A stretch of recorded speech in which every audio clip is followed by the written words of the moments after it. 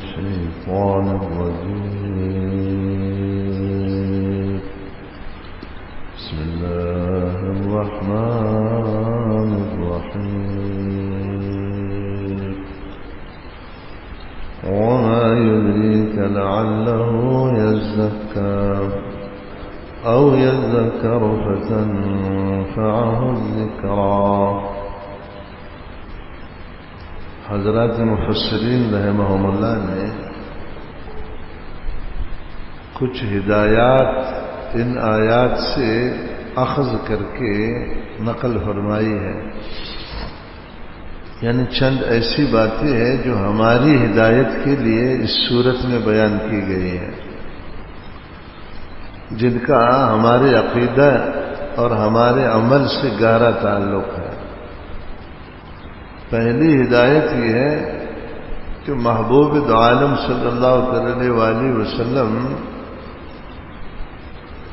آپ کی شان، آپ کی عظمت، آپ کی محبوبیت یہ قرآن کے اعلیٰ مقاصد میں ہے.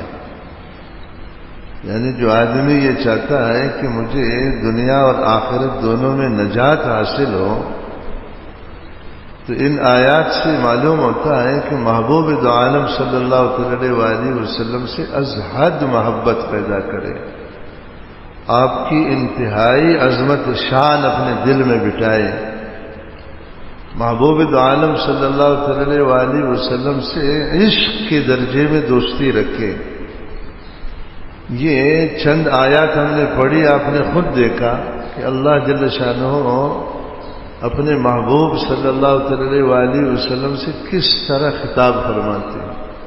اس میں ہمیں ادب سکھایا گیا ہے. صرف زبان سے کہنا کافی نہیں ہے، جیسے آج مسلمانوں میں ایک رسم ہے کہ زبان سے نعت شریف پڑھتے ہیں، تعریفیں کرتے ہیں، بلکہ دل سے محبت رکھنا ضروری ہے. دل سے محبت کی نشانی یہ ہوتی ہے کہ اس کا اثر عمل میں ظاہر ہوتا ہے. جو آدمی کسی سے محبت رکھتا ہے وہ کہے یا نہ کہے اس کی نافرمانی نہیں کر سکتا. حضرت عبداللہ بن المبارک رحمہ اللہ سے کچھ اشعار منقول ہیں. حضرات مفسرین رحمہم اللہ نے لکھا ہے: تعصی الرسول وتدعی حبہ ھذا لعمری فی الفعال بدیع. تو رسول پاک صلی اللہ علیہ وآلہ وسلم سے محبت کا دعویٰ کرتا ہے اور پھر اس کی نافرمانی بھی کرتا ہے، اس کی بات نہیں مانتا. یہ دنیا کے اوجوبات میں سے ایک بڑا اوجوبہ ہے کہ ایک آدمی یہ کہے کہ میں تجھ سے محبت رکھتا ہوں، پھر محبوب اس کو کہے کہ یہ کام کرو، کام میں نہیں کر سکتا. محبوب اس کو کہے کہ یہ کام مت کرو، وہ کہنے میں نہیں چھوڑ سکتا. تو یہ کائنات کے اوجوبات میں سے ایک اوجوبہ ہے کہ ادھر سے محبت کا دعویٰ ہے، یعنی اپنی زبان سے اقرار کر رہا ہے کہ مجھے محبت ہے، مگر عمل اس کو جھٹلا رہا ہے.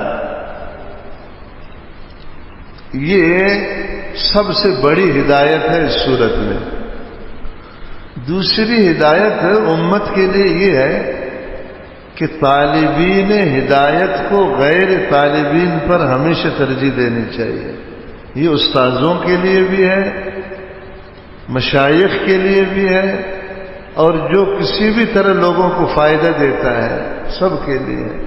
جس کے اندر طلب حق ہے، خواہ کوئی بھی ہے، خواہ جس درجے کا آدمی بھی ہے، جو بھی حیثیت اس کی ہے، اس کی بہت عزت کرنی چاہیے، قدر کرنی چاہیے. اور جو غیر طالبین ہیں، اپنے مال کی وجہ سے، عہدہ کی وجہ سے، اپنے ظاہری ٹھیک ٹاپ کی وجہ سے اپنے کو بے نیاز سمجھتے ہیں، ان سے بے نیازی اختیار کی جائے. آپ نے دیکھا محبوب دو عالم صلی اللہ علیہ وآلہ وسلم ان سرداروں کی طرف اس طرح متوجہ ہوئے کہ ایک نابینا غریب طالب صحابی کو آپ نے ذرا نظر انداز کیا، اللہ تعالیٰ نے ڈانٹ پلائی. قرآن کریم میں ہے سورہ ہود کے اندر انلزمکموہا وانتم لہا کارہون، کیا اس ہدایت کو ہم زبردستی تم پر چپکا دیں گے جبکہ تم اس کو ناپسند کرتے ہو؟ جب تمہیں ضرورت نہیں تو ہمیں بھی ضرورت نہیں۔ آگے اسی صورت میں آ رہا ہے کہ قرآن کریم تو ایک عالمگیر ہدایت ہے، اللہ کی صفت ہے، قرآن کو کسی کی ضرورت نہیں ہے، لوگوں کو قرآن کی ضرورت ہے، اس لیے جو طالبین ہے اس کی عزت کی جائے۔ یہ جو مدارس میں طلبہ آتے ہیں نا، یہ قرآن حدیث کے طالبین ہیں، اس لیے ان کا بہت احترام کرنا چاہیے۔ حضرت حکیم الامہ مولانا اشرف علی تھانوی رحمۃ اللہ علیہ نے لکھا ہے کہ اگر زاہدین کی زندہ مثال دیکھنی ہو، زاہد یعنی تارک دنیا کو چھوڑ دیا، تو یہ مدرسوں میں جو نوجوان پڑھتے ہیں کتنے ہٹے کٹے جوان ہیں ماشاءاللہ، سب چیزوں سے اپنے کو فارغ کر کے رات دن قرآن اور حدیث کے پیچھے پڑے ہوئے ہیں۔ اگر یہ لوگ قرآن حدیث کے پیچھے اس طرح نہ پڑے ہوئے ہو تو پتہ نہیں کب کا یہ دین ضائع ہو جاتا۔ اللہ نے ان کے دلوں میں ڈالنا ہے، حالانکہ یہ منڈیوں میں جائے، مارکیٹوں میں جائے، دوسرے لوگوں کی طرح لاکھوں کروڑوں کما سکتے ہیں، مگر اپنی جوانی کو تج دیا ہے۔ روکھی سوکھی روٹی، کوئی قوم بھی ان کی عزت نہ کرے، ان کو جو ہے نا معاشرے میں بھی کچھ نہ سمجھا جائے، مگر انہوں نے قسم کھائی ہے کہ ہم 16 گھنٹہ۔ آپ کو پتہ ہے ان مدارس میں کتنا کام ہوتا ہے؟ ہمیں تو معلوم نہیں ہے نا، اوپر سے دیکھتے ہیں۔ یہ بچے رات 2 بجے سے اٹھتے ہیں، سارا دن قرآن حدیث پڑھتے پڑھاتے، ان کے استاد بھی بوڑھے اساتذہ، رات جو ہے نا عشاء تک۔ ایک تھکا کوئی کسی کو دیتا ہے اس کام کا؟ ہاں، کوئی معاشرہ عزت دیتا ہے ان کو؟ یہ یہی سمجھتے ہیں کہ اگر ہم قرآن کی حفاظت نہیں کریں گے، حدیث کی حفاظت نہیں کریں گے تو ہم وارث پیغمبر ہونے کا حق کیسے ادا کریں گے؟ اللہ نے ان کے دل میں ڈال دیا۔ یہ زاہدین کی جماعت ہے، چونکہ ان میں طلب ہے اس لیے ان کی دل سے عزت کرو۔ قیامت کے دن یہی شفاعت کریں گے اپنے بستی والوں کے لیے کہ اللہ تعالیٰ اس بابا کو میں پہچانتا ہوں کہ یہ جو ہے نا ہم سے محبت کرتا تھا، یہ پھنسا ہوا ہے، اس کو نکال دو۔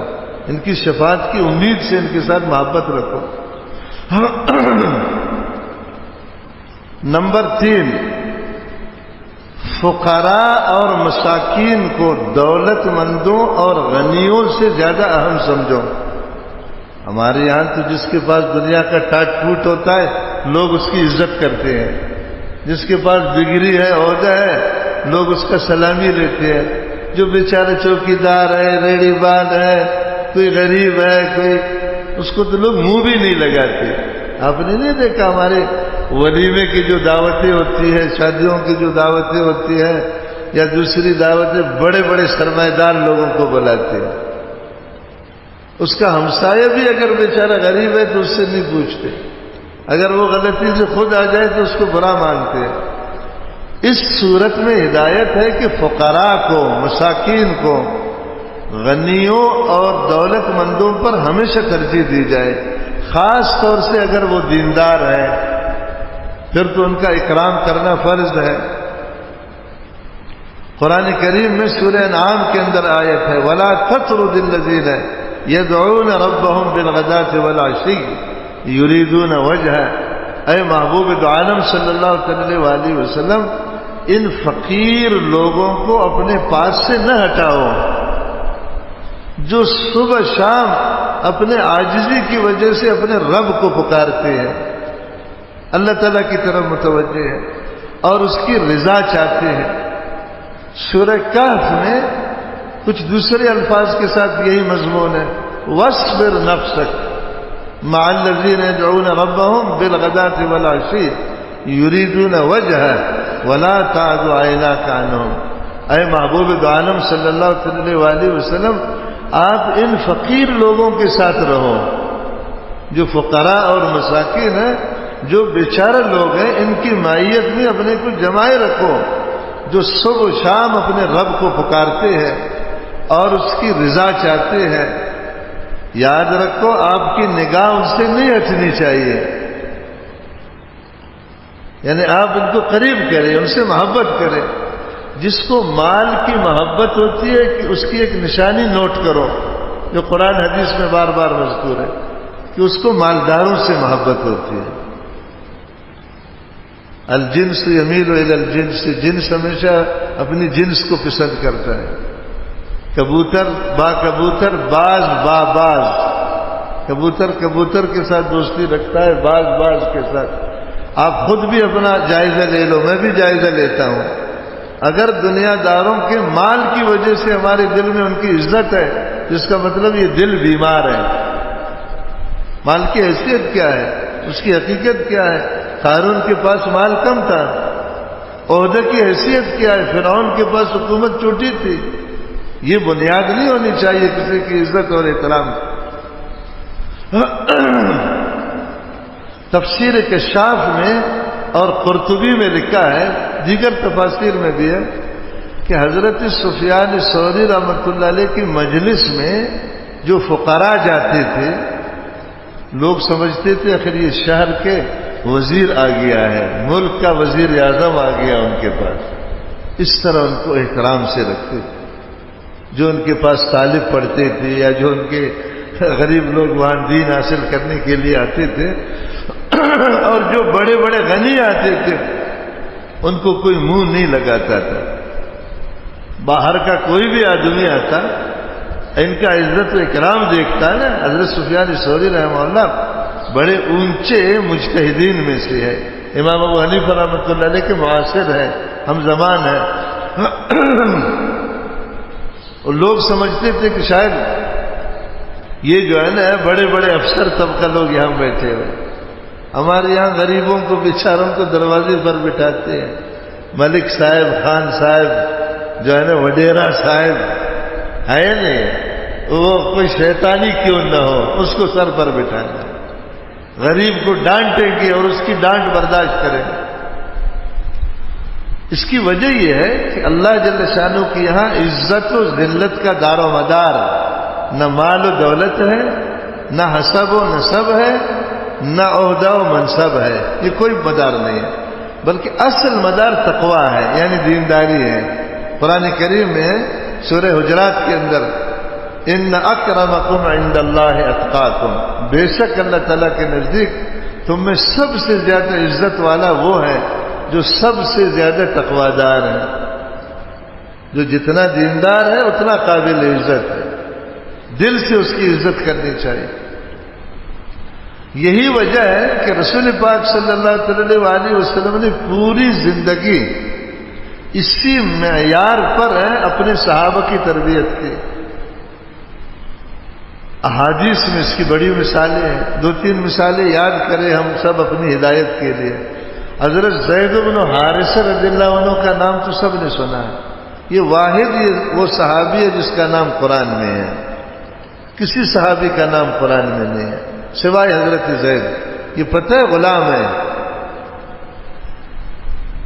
یہ کسی لڑائی میں ان کو قید کر کے لے گئے تھے، وہاں بڑا ہو گیا، پھر وہاں اس نے اس کو بیچا، اس نے اس کو حضرت خدیجہ رضی اللہ تعالیٰ عنہ نے اس کو خریدا۔ پھر جب آپ کا نکاح ہوا محبوب عالم صلی اللہ علیہ وسلم کے ساتھ، تو آپ نے حضور کو ہدیہ بھی یہ غلام دے دیا، حضرت خدیجہ رضی اللہ عنہا نے۔ یہ چونکہ بہت عرصہ بیچ میں گزرا تھا، اس کا والد حارثہ ڈھونڈتے مکہ پہنچ گیا، ان کی ملاقات ہو گئی حضرت زید سے۔ ان کا بیٹا میں کتنے عرصے سے تجھے ڈھونڈ رہا ہوں، میں بڈھا ہو گیا ڈھونڈتے۔ انہوں نے کہا کہ مجھے تو اس طرح سے غلام بنا کر یہاں تک بیچا گیا۔ تو وہ محبوب عالم صلی اللہ علیہ وسلم کی خدمت میں حاضر ہو گئے، کہا کہ یہ میرا بیٹا ہے، میں اس کو لے جانا چاہتا ہوں۔ حضور نے فرمایا بھلے لے جاؤ۔ بیٹے نے کہا میں نہیں جاؤں گا تیرے ساتھ، مجھے اللہ نے ایسا باپ دیا ہے کہ کائنات میں کسی کو ایسا باپ نہ ملے۔ باپ نے بڑا زور لگا کہ اب میں نہیں جاتا۔ تو باپ نے مجبور ہو کر اس کی خوشی کو دیکھ کر اس کو چھوڑ دیا. محبوب دو عالم صلی اللہ علیہ وسلم نے اس کو اپنا بیٹا بنا دیا. متبنہ حضرت زینب رضی اللہ تعالیٰ جو اعلیٰ نسل کی قریشی ہے، ہماری ماں ہے، پہلے ان کا نکاح حضرت زید سے کیا. قرآن میں یہ واقعہ ہے. پھر حضرت زید رضی اللہ تعالیٰ کی کسی وجہ ان سے اتفاق نہ ہو سکا، علیحدگی ہو گئی. پھر محبوب دو عالم صلی اللہ علیہ وسلم نے خود ان سے نکاح فرمایا. حضور کے قریبی رشتے دار بھی ہیں. اتنا عزت دینا ایک غلام کو، بکھے ہوئے غلام کو، کہ ان کو اپنا بیٹا بنانا اور پھر ان کو اتنے اعلیٰ نسب کے جو ہے نا خاندان میں نکاح کروایا. اس سے کیا سبق مل رہا ہے کہ میاں دار و مدار قوم قبیلے پر نہیں ہے، مال دولت پر نہیں ہے، عہدہ و منصب پر نہیں ہے. غزوہ موتہ میں آپ نے ان کو امیر بنایا حضرت زید کو، حالانکہ اس میں بڑے اکابر صحابہ مامور تھے، یہ عمر میں بھی کم تھے، مال و دولت وغیرہ تو ویسے ان کے پاس نہیں تھا، ہر اعتبار سے کم تھے. ان کو آپ نے امیر بنایا. اور رومیوں کے ساتھ یہ اسلام کی پہلی لڑائی ہے. مقام موتہ میں 8 ہجری کو ہوئی ہے. اردن کے قریب جگہ ہے موتہ، وہاں لڑائی ہوئی ہے. اس میں جو ہے نا حضرت حارث بن عمیر ازدی یہ قاصد ہے. رسول پاک صلی اللہ علیہ وسلم نے ان کو بھیجا تھا رومیوں کے پاس. راستے میں ان کو قتل کیا گیا، جو بین الاقوامی اصولوں کے خلاف ہے. اس لیے آپ نے ان کے مقابلے میں لشکر بھیجا، 3000 کا لشکر حضرات صحابہ کرام. آپ نے 3 کمانڈر مقرر فرمائے، زید بن حارثہ، جعفر بن ابی طالب، عبداللہ بن رواحہ رضی اللہ تعالیٰ عنہ. اس جنگ میں یہ تینوں شہید ہو گئے. پھر حضرت خالد بن ولید رضی اللہ عنہ نے قیادت سنبھالی. انہوں نے ایسی حکمت عملی کی کہ کفار کو شکست ہو گئے، مسلمانوں کو سب فوج کو واپس لایا. صرف 12 آدمی شہید ہو گئے، کفار کے بے شمار لوگ مارے گئے. ان کی اس غیر معمولی بہادری اور فوجی مہارت واپسی پر رسول اللہ صلی اللہ علیہ وسلم نے ان کا لقب سیف اللہ رکھا، اللہ کی تلوار، اسی غزوہ موتہ میں. اور جبرائیل علیہ السلام نے بذریعہ وحی پہلے آپ کو اطلاع کر دی. آپ بیٹھے ہوئے تھے، آپ کی آنکھوں سے آنسو ٹپکنا شروع ہو گئے مسجد نبوی میں. صحابہ حیران ہو گئے. فرمایا زید شہید ہو گیا،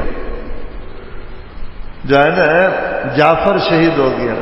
حضور نے فرمایا عبداللہ بن رواحہ کہ تخت کو میں نے دیکھا وہ لرز رہا تھا، مجھے خطرہ ہوا کہ ان کے ساتھ کچھ نہ ہو جائے، مگر اللہ تعالیٰ نے اس کو بچا دیا. بعد میں پتہ چلا کہ حضرت عبداللہ بن رواحہ رضی اللہ تعالیٰ کو شیطان نے آخر میں دل میں ڈالا تھا کہ بھئی تو جھنڈا کسی اور کو دے دو. انہوں نے کہا اچھا، میرے جتنے پیسے ہیں وہ سب خیرات ہے اللہ کے راستے میں نے اپنی بیوی کو طلاق دے دی. کیا بچا پیچھے؟ تو کچھ بھی نہیں بچا. ابھی جھنڈا کسی اور کو کیا دینا ہے؟ تو وہ بھی شہید ہو. حضور نے فرمایا میں نے دیکھا اس کا تخت ہل رہا تھا، مگر اللہ نے اس کو بچا دیا کہ وہ بھی شہید ہو گئے. پھر فرمایا کہ ابھی جبرائیل نے مجھے بتایا کہ اللہ کے تلواروں میں سے ایک تلوار نے جھنڈا اٹھایا، یعنی حضرت خالد رضی اللہ تعالیٰ. تو کہنے کا مقصد ہے کہ اتنے جو ہے نا اہتمام کرنا کہ اتنی بڑی جماعت کا، اتنی بڑی فوج کا کمانڈر بنانا حضرت زید جیسے غلام کو، یہ کیا ظاہر کرتا ہے؟ حضرت عمار بن یاسر انتہائی غریب صحابہ کرام میں سے، وہ جب آپ کے پاس اجازت مانگتے تھے نا، کہ جو دربان تھا اس کو کہتے تھے کہ حضور سے عرض کرو کہ میں آنا چاہتا ہوں، حضور فرماتے تھے اذنوا له، اس کو چھوڑو. مرحبا بالطیب المطیب، خوشامدید ہے اس شخص کے لیے جو پاک ہے اور مطیب. اخلاق، ان کے ایمان اور اخلاق کو اللہ تعالیٰ نے پاک کیا ہے، خود بھی پاک ہے. اللہ نے 4 چاند لگا کر اور پاکی اس کو دی ہے. یہ اس غریب کے ساتھ معاملہ ہے کہ جس سے کوئی مولی کا نرخ معاشرے میں نہ پوچھے. اس سے کیا سبق دیا جائے؟ عبداللہ بن مسعود رضی اللہ تعالیٰ عنہ، پورا مذہب حنفی اسی پر ہے. ہمارا جو مذہب ہے نا حنفیہ کا، یہ حضرت عبداللہ بن مسعود رضی اللہ عنہ سے لیا گیا ہے. اکثر حصہ اس مذہب کا. بہت غریب صحابی تھا. جو بھی آتا تھا حضور جو ان کا اکرام و اعزاز، چونکہ یہ انتہائی نیک آدمی تھے، علم کا بہت شوق تھا ان کو، حضور اتنا اعزاز و اکرام دیتے تھے، لوگ سمجھتے تھے کہ حضور کا بیٹا ہے یا حضور کا کوئی باعزاد ہے، اہل بیت میں سے کوئی ہے.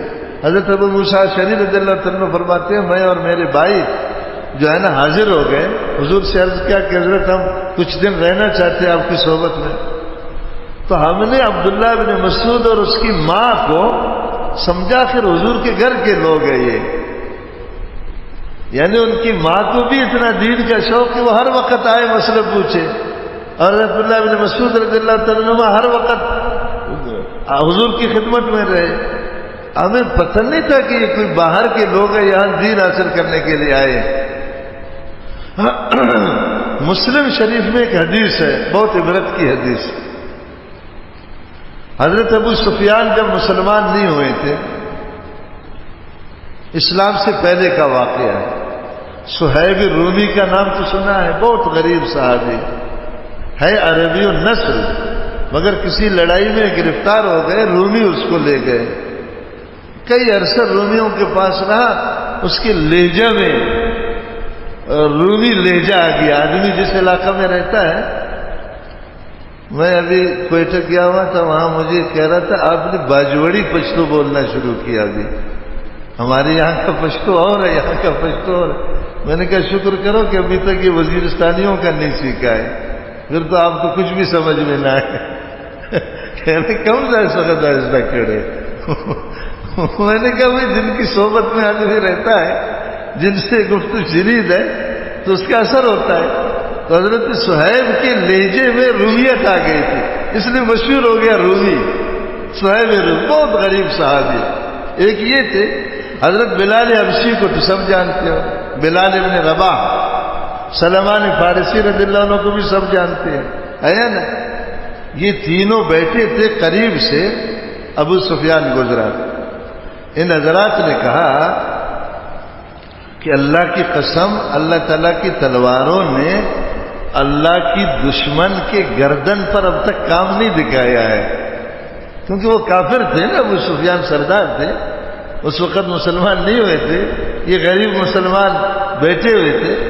انہوں نے کہا کہ اللہ کی تلواروں نے اللہ تعالیٰ کی دشمن کے گردن سے وہ کام نہیں لیا ہے ابھی تک جو لینا چاہیے تھا، یعنی اس کی گردن کو اڑانا چاہیے. حضرت صدیق اکبر رضی اللہ عنہ بھی وہاں موجود تھے، انہوں نے سنا.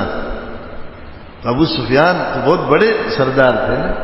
انہوں نے کہا یار بہت عجیب ہے، تم یہ غریب لوگ، تمہارے جو ہے بالکل ہی کمزور لوگ اتنے بڑے سردار کے بارے میں یہ بات کرتے ہو. اتنا بڑا سردار ہے، اتنا بڑا آدمی ہے، آپ لوگ اس طرح کی بات کرتے ہو ان کے بارے میں. یہ کہنے کے بعد حضرت صدیق اکبر رضی اللہ تعالیٰ عنہ حضور کی خدمت میں حاضر ہوئے اور یہ واقعہ خود عرض کیا. کہا رسول اللہ عجیب واقعہ ہوا، ابو سفیان آیا، ان لوگوں نے یہ کہا، میں نے پھر ان کو یہ کہا. حضور ناراض ہو گئے. فرمایا کیا تو نے ان غریبوں کو ناراض کیا ہے؟ ہاں، اگر ایسا کیا ہے تو یقین کرو اللہ تم سے ناراض ہو گیا. عبرت کی بات نہیں حاجی صاحب. ہاں، تو نے ان غریبوں کو ناراض کیا ہے اے ابو بکر. اگر ایسا کیا ہے تو اس کا مطلب ہے اللہ تعالیٰ کو ناراض کیا. حضرت صدیق اکبر رضی اللہ عنہ فوراً اٹھے. یہ حدیث مسلم شریف میں موجود ہے، 2504 نمبر حدیث ہے. اور گیا فوراً ان سے معافی مانگی. حضرت صہیب، حضرت بلال، حضرت سلمان کا بھائی مجھ سے غلطی ہو گئی، میں نے آپ لوگوں کو ایسا جواب دیا جس سے تم کو تکلیف ہوئی، میں معافی چاہتا ہوں. ان حضرات نے حضرت صدیق اکبر کی تو بڑی شان تھی نا. ان حضرات نے کہا کہ حضرت کیا معافی مانگنے کی بات ہے، ہم تھوڑی آپ کی بات سے ناراض ہوتے ہیں، آپ جو بھی فرمائیں گے ہمارے سر آنکھوں پر ہے، بڑے آدمی کو تو ایسے کہا جاتا ہے. مگر محبوب دو عالم صلی اللہ علیہ وآلہ وسلم کا اس انداز سے سمجھانا، اس سے کیا ثابت ہوا کہ جو فقراء ہیں، جو مساکین ہیں، جو معاشرے میں گرے ہوئے لوگ ہیں، ان کی عزت کرو، ان کا درجہ بلند سمجھو، افسروں سے، مالداروں سے، بڑے لوگوں سے. حدیث میں ہے بدترین ولیمہ وہ ہے جس میں غنیوں کو بلائے فقیروں کو نہ بلائے. بدترین دعوت ولیمہ جو شادی کی دعوت ہے وہ ہے جس میں غنیوں کو دعوت دی جائے مگر فقیروں کو. ہمارے یہاں چونکہ سارا کام عدل بدل پر چلتا ہے، ولیمہ میں فقیر کو بلاؤں گا، فقیر تو ولیمہ ہی نہیں کر سکتا، کل مجھے کیا بلائے گا وہ. کسی بڑے پیٹ والے کو بلاؤ تاکہ جو ہے نا کل وہ مجھے بلائے. آپ ایمان سے بولو، ہم غنیوں کو زیادہ عزت والا سمجھتے ہیں یا غریبوں کو؟ اس کا مطلب ہے دل کے بیمار ہے. کیا ہے؟ دل کے مریض ہے. دل کی بیماریوں کا علاج جسمانی بیماریوں کے علاج سے زیادہ اہم ہے. نہیں کہتے ہارٹ کا مسئلہ ہے، ہارٹ کا جلدی کرو بھائی ایمرجنسی پہنچاؤ، یہ کوئی عام بیماری نہیں ہے، دل کا مسئلہ ہے. تو خدا کے لیے ان چیزوں کو سمجھو.